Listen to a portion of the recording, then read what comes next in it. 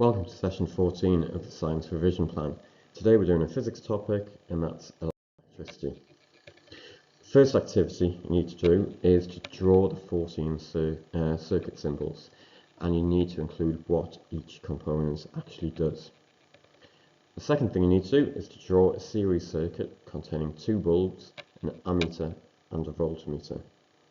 Describe and explain the brightness of the bulbs and the readings. So your keywords there are normal, brighter, dimmer and current.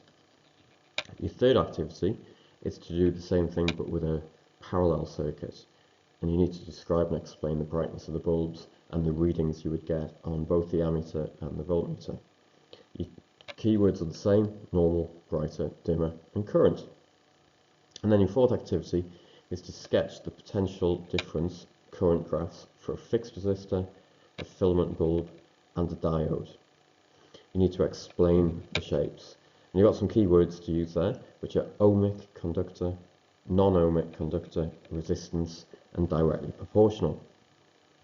Your fifth activity is to label a plug. How does a mains electricity differ from batteries? And your keywords are alternating, direct, live, neutral and earth.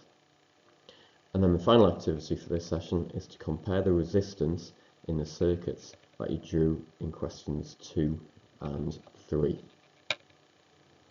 So question 7, explain what happens in terms of resistance, current and potential difference when the temperature increases when you're using a thermistor. So our keywords here are resistance, current and potential difference. And then for question 8, similar style of question.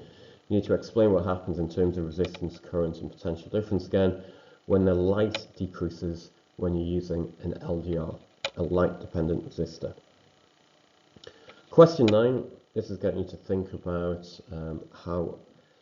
what a voltmeter does and what an ammeter does. You need to explain why a voltmeter is placed in parallel in a circuit, but an ammeter is always in series.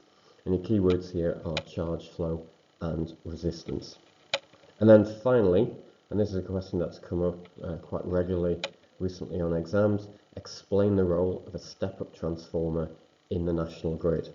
And here, keywords that you need to be using are power, current, potential difference, and energy transfers.